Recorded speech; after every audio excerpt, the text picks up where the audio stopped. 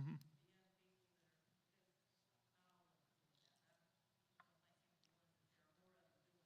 Mm-hmm. Yes, absolutely. So our scripture tonight, and again, I just want to say this for our Facebook audience who's now on with us. Uh, we're going to pause our study after tonight. We're going to pause it for a few weeks until the beginning of December, just with other things going on here at the church. So I just want to make people on Facebook aware of that. Our scripture tonight is found in Proverbs 20, Proverbs something. Oh, Proverbs 29, sorry. Proverbs 29, verse 18. And it says this, it says, where there is no vision, the people shall perish. My version says, where there is no vision, the people are unrestrained. But happy is he who keeps the laws. And as we look to that, as we talk about vision, like I said, it says where there is no vision, the people will perish. The word perish is translated to mean cast off or restraint. The original meaning is to loosen, to expose, or to uncover. And so when we look at this, we understand that without God's word, people are loose. That is, they go their own way. They live without restraint, ultimately living in such a way that leads to death because they ignore God's way of life. So, but it goes on to say, blessed is the one who heeds wisdom's instructions, which tells us that we are blessed if we follow God's law. And so, last week we were talking about the Declaration of Independence. We were talking about, the signers of the Declaration of Independence. We looked at the reason, some of the reasons why the United States colonies wanted to break away. We listed the grievances that the colonies had against the king, specifically the King of England. And tonight we're going to move into the Constitution. And we're just going to look at the Constitution as an overview tonight. We're going to look at it from a biblical perspective. When we start back in December, we'll get more into a discussion about, the first week in December when we start on this again, we are going to discuss or debate, however you'd like to say it, if America is a Christian nation. And we're going to take a look at that. And then we'll get into the Bill of Rights. Specifically, we're not going to debate all 10 of the Bill of Rights, but we're going to look at the first one, specifically the freedom of religion. Because this is a biblical study. We're looking at it from a biblical standpoint. So we're going to focus on the freedom of religion and what that means and what the original intent, based on writings from the writers of the Bill of Rights, and moving forward from there. So that's kind of an overview of what we're doing. Once we look at the Bill of Rights, we look at the freedom of religion, then we'll start looking at a history of the freedom of religion and where the country kind of went away from that and started interpreting it differently. And then finally, we will come back to what can we do to fix this? Because it took many people many years to take it off track, which means it can take many people several years to bring it back on track. So just because we went off track doesn't mean we can't get back on track. So as always, I'll start with this quote from Dr. Tony Evans. It says, change doesn't happen overnight. It begins with one person seeing a problem and then making a decision to make a difference to become part of the solution. And that's exactly what we're talking about as we look at the way the country is going or has gone and how to bring it back. But I want to start off with a timeline between the events of the signing of the Declaration of Independence to the Constitution. So July 4th, 1776, Declaration of Independence was signed. March 1781, the Articles of Confederation go into effect after the ratification by the states. In 1783, the U.S. and Great Britain signed the Treaty of Paris to officially end the Revolutionary War. 1787, the Constitutional Convention met at Independence Hall in Philadelphia during the summer of 1787 to draft, debate, and then sign the United States Constitution. And it was signed on September 17th, 1787. 1788, the United States Constitution went into effect, establishing the three branches of government: the executive branch, the judicial branch, and the legislative branch, which still oversee our country today. 1789, the first Congress under the new and current Constitution met in New York City. George Washington was sworn in as the first president of the United States. So that brings us up to 1789. I want to talk about a book briefly, and it will make sense to you why I'm talking about this. I'm not,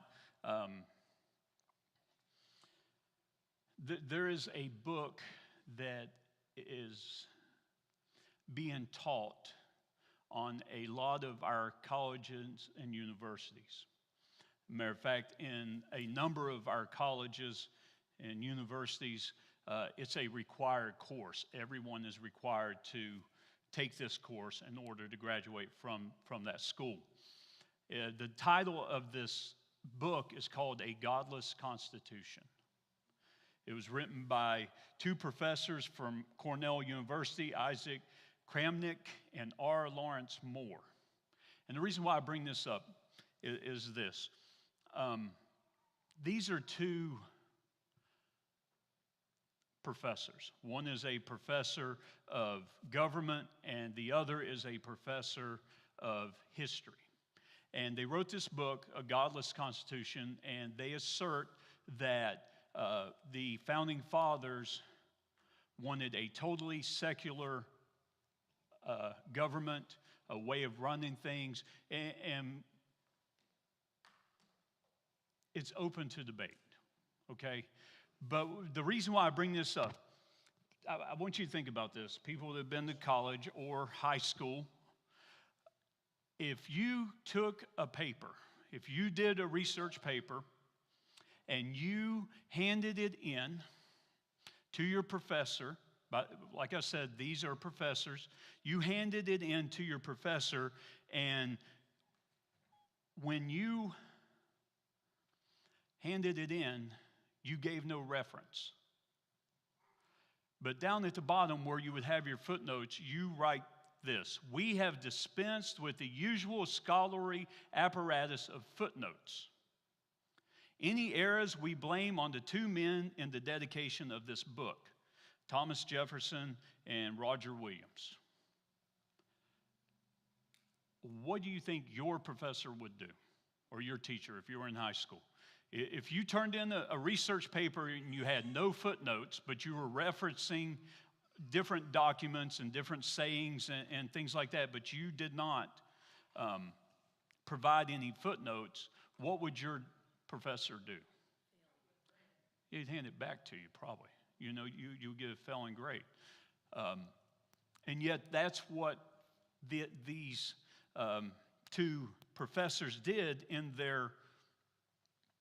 their reference to the legitimacy of their findings. We have dispensed with the usual scholarly apparatus of footnotes. Any errors we blame on the two men that we dedicated to this book. Thomas Jefferson, who had been dead for 170 years when this book was published, and Roger Williams, who had been dead for over 300 years. They blamed it on them. And so, you know, I want, as we talk about, you know, the things that we're talking about, it's important, and I've told you to do your own research. I've encouraged you to do your own research. I've encouraged you to look at different things, not just take my word for it. And so I have two of the books, or a couple of the books that I've used throughout this study, or will use, like this one right here. It's Separation of Church and State, what it really means, what the founders really meant. There is 20 pages of what they're talking about. And then there's 5 pages of footnotes referencing what it is they're talking about. The other books, same thing. They reference what they're talking about, so you can go and look it up for yourself. And for someone to publish a book where you don't take responsibility for the things that you're printing, I believe that to be wrong. And I believe it to be really wrong that a university would look at that book and accept it as truth and require our students to be taught that. The reason why I bring that up is because our Constitution was like no other document before it. Okay, our Constitution had our own ideas, the Founding Fathers, their own ideas from this group of men. They did not take anything from other constitutions that were in existence at that time. Okay, they didn't take, if you look at constitutions that were formed after the United States, when you look at democracies or republics, you will see a lot, you will see some of the verbiage in our Constitution that they've taken and adapted to their Constitution. Our Constitution wasn't like that. So the question becomes, where did these ideas come from? Where did these men get these ideas to put together the U.S. Constitution? Well, in March of 1984, the March 1984 edition of American Political Science Review published the findings of a 10-year-long study by political scientists looking at 15,000 different writings by the men considered to be the founding fathers of this nation. The goal of this study was to isolate and identify the specific political sources quoted during the era surrounding the establishment of our government. If the source could be identified, then the origin of the founders' political ideas could be determined. Okay? So out of the 15,000 documents that they reviewed, they were able to isolate 3,154 and document the original sources of the quote. 34% of the 3,154, 34% of that they found to be taken from the Bible. So 34% of it was taken from the Bible, which was 4 times more than any other source that they had. So when we talk about our founding fathers, or when we talk about the Constitution, we see that they took from the Bible a lot of the things that they were putting in there. Now, there's debate over why isn't God more prevalent in the document. There's debate on, that's why it's a secular document, because they didn't want that. And I don't want to debate that right now. So what I will say is this, that throughout the articles and the sections of the Constitution, we see references to the Bible. For example, both George Washington and Alexander Hamilton confirmed that the separation of power that we so greatly enjoy here in this country, that you don't have one person in total control, you have checks and balances, was based on the biblical principle found in Jeremiah 17:9. And it says, "The heart is more deceitful than anything else and is desperately sick. Who can understand it?" So that's where we come up with the check and balance system according to George Washington and Alexander Hamilton. But what does the Constitution say? Now remember where you are. Remember you're in church, so we need to be honest, okay? It's always good to be honest in church. It's good to be honest anywhere, but be honest in church. How many people here have actually read the entire Constitution of the United States? Yeah, good. What's that? Oh, yeah.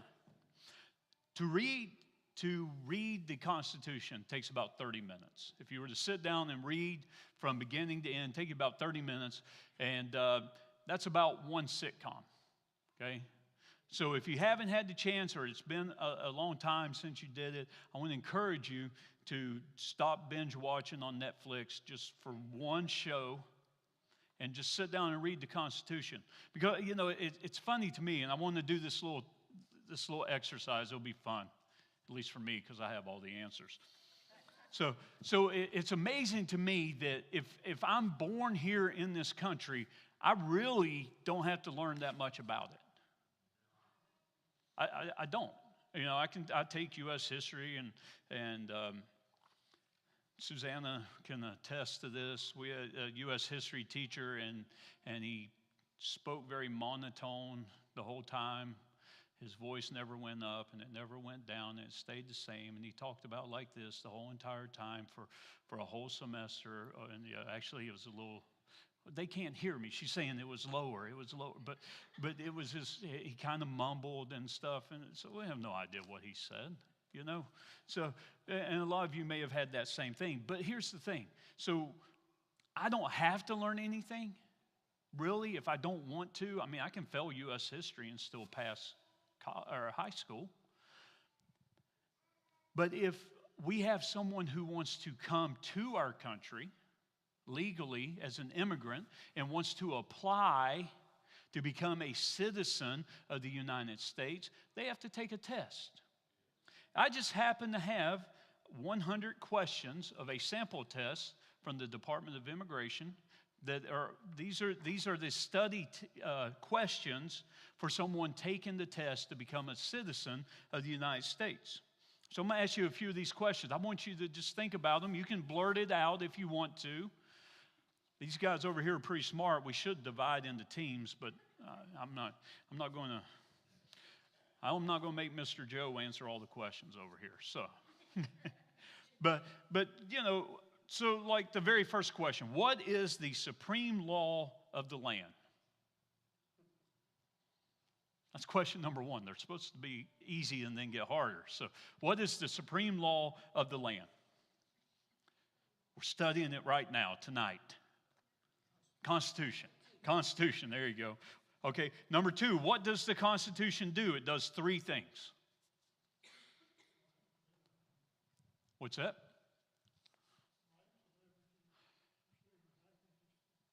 That's actually from the Declaration. I'll get to that one in a minute. I'll come back to you on that one, Joe. What does the Constitution do? It sets up the government, it defines the government, and it protects the basic rights of Americans.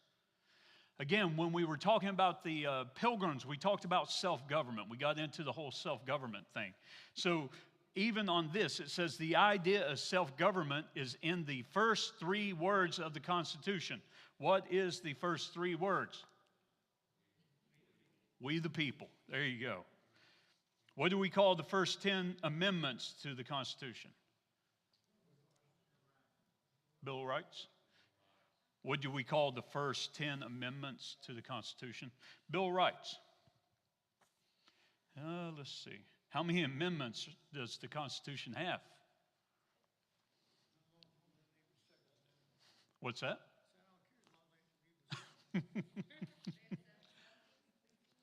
27. There are 27 amendments. Let's see. All right, Joe, what are the three rights declared in the Declaration of Independence? There you go. Life, liberty, and the pursuit of happiness. What is the rule of law?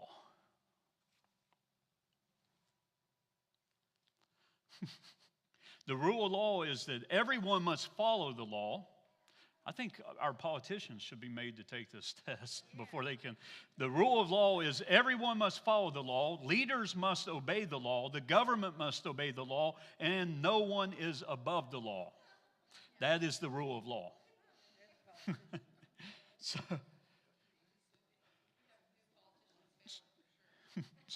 So going back to what I said about George Washington and Alexander Hamilton, what stops one branch of government from becoming too powerful? Checks and balances, separation of power. Okay? Let's see. I've given you all. How many senators are there? 100.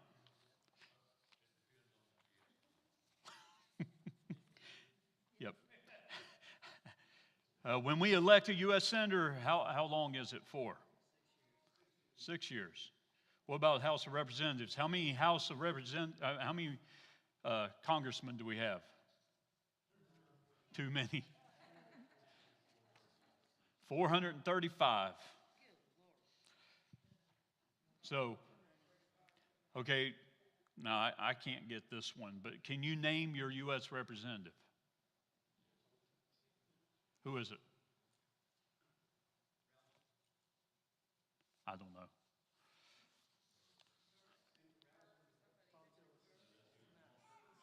No, he's a senator. Richard Burr is a senator, the congressman for this area. I don't know. Mine is Madison Cawthorn. He's District 11, where I came from. Yeah. So let's see. When do we vote for a president? What month? November. All right. If the president can no longer serve, who becomes president? If the president and the vice president cannot serve, who becomes president? Speaker of the House. Oh, I knew I'd get all kinds of good actions here. Let's see. Oh, here's a good one. What does the judicial branch do?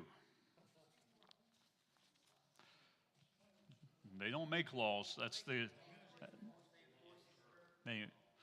They review laws, they explain laws, they resolve disputes, and they decide if a law goes against the Constitution. So, under our Constitution, some power belongs to the government, federal government. What is the power of the federal government? Yeah. Print money, declare war, create an army, and make treaties. Under our Constitution, some powers belong to the state. What are those powers? Provide schooling and education. Provide protection, which is the police. Provide safety, which is fire department. Give a driver's license. And approve zoning and land use. All right. You want me to keep going? It's kind of fun. It is for me because I got the answers. All right. There are 4 amendments in the Constitution about who can vote. Does anyone know what they are?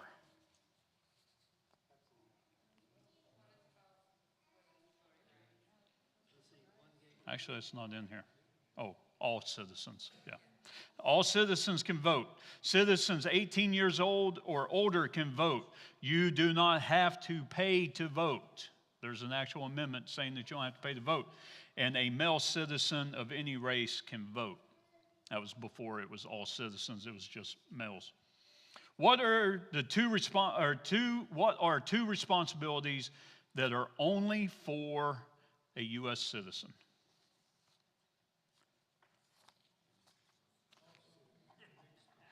What's that? Serve on the jury and vote in the federal election.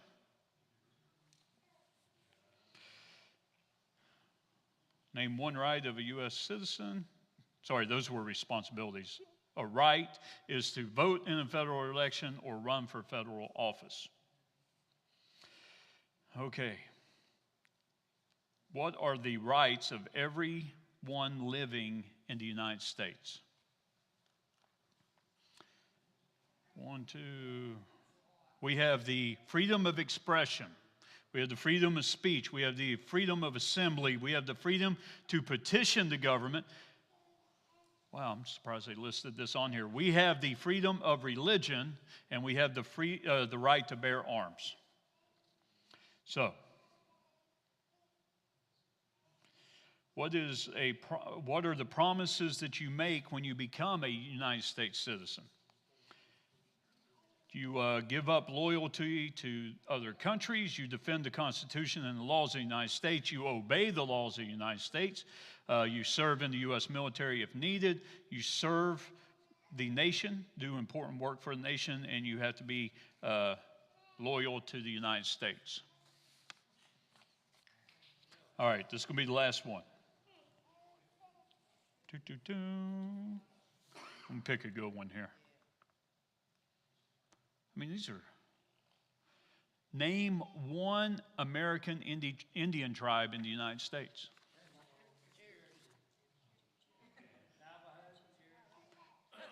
Cherokee. Navajo, Cherokee. All right.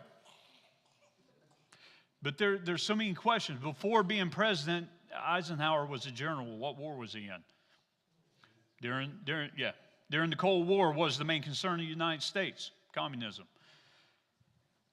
What movement tried to end racial discrimination, civil rights? These are questions that people have to ask in order to come into our country, and yet we, having been here our whole lives, we're not required to know them. I have no idea. They might give you multiple choice. Yeah, you can only get 7 wrong. So I want to just go over a couple of the articles and sections of the Constitution real quick and just give you kind of a background. And I know, I'm going to tell you right now, not all the articles and not all the sections are biblically based. Not all the articles, not all the sections have anything to do with the Bible. But I do want to point out that there are several that do. And the first one I want to look at is Article 1, Section 8, which is the Uniform Immigration Laws. And that's found, we find that in the Bible, we find it in Leviticus 19:34. And it says, a stranger who resides with you shall be to you as the native among you, and you shall love them as yourself, for you were aliens in the land of Egypt, and I am the Lord your God. Article 2, Section 1, the president must be a natural-born citizen. Comes from Deuteronomy 17:15. You shall surely set a king over you whom the Lord your God chooses. One from among your countrymen you shall set as king over yourself.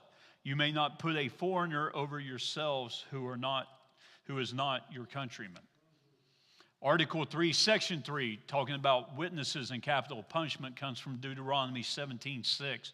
On the evidence of 2 witnesses or 3 witnesses, he is to die shall be put to death. He shall not be put to death on the evidence of 1 witness. Article 1, Section 9, provision against attainder, comes from Ezekiel 18:20. The person who sins will die. The son will not bear the punishment for the father's iniquity, nor will the father bear the punishment for son's iniquity. The righteousness of the righteous will be upon him, and the wickedness of the wicked will be upon himself. The last one I want to look at is Article 4, Section 4, because this is something we're going to debate in the coming weeks. The concept of republicanism, not Republicans, but republicanism. And I'm going to ask you a question in just a second about that. But it's found in Exodus 18:21. Furthermore, you shall select out of all the people able men who fear God, men of truth, those who hate dishonest gain. You shall place these over them as leaders of thousands, of hundreds, of fifties, and of tens. And that's where you see the different levels of our government. The republic, we have local government. And then we have county government, and then we have state government, and then we have federal government, and a lot of variations in between. But that comes from that. Oh, I really need to mention this one. The 3 branches of government. We have 3 branches of government: the judicial, the executive, and the legislative. That is found in Isaiah 33:22. For the Lord is our judge. The Lord is our lawgiver. The Lord is our king. He will save us. And so that's how you get the different breakdown, the 3 separations there. So I'm going to ask this question. We got about 10 minutes. We're going to look at it a little more in depth in a couple weeks. Is the United States a democracy or a republic?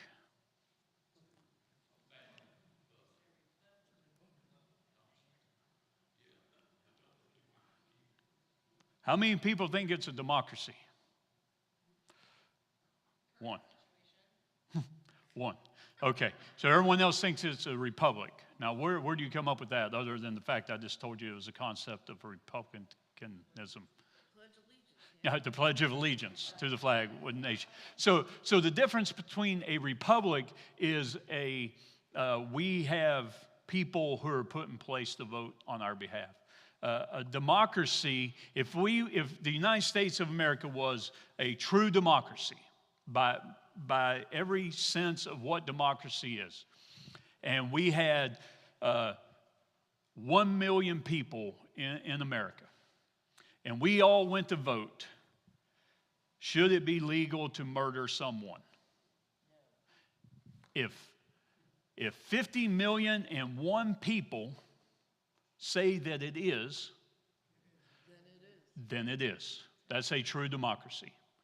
It doesn't matter if you have one more vote than the other group, then that becomes what's legal. That's what you do. And so we are a republic. We are structured in a way to where that will not happen. So, not supposed to happen. What's that? Yes, we are a representative republic. Yes. Does anybody have any questions or comments?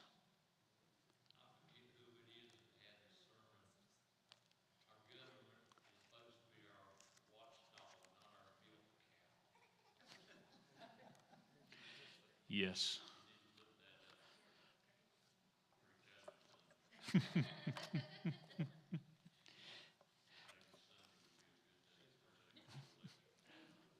You got a question? I did, but I put it down. No, what's your question? I think it's a silly one, but There are no stupid questions. Oh, okay.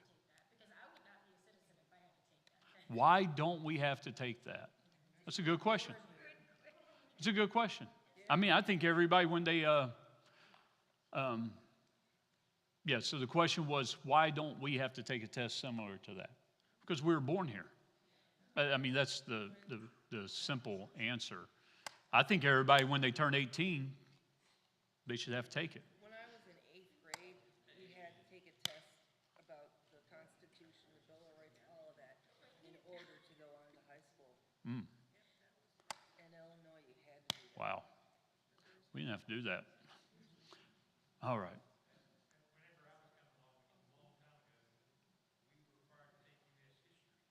Mm-hmm. Yeah. Cool. Yeah, absolutely. So I'm going to go ahead and say goodbye to our Facebook audience, and because they can't hear you guys asking the questions anyway. So people on Facebook, thank you for joining us, and we'll see you back in a few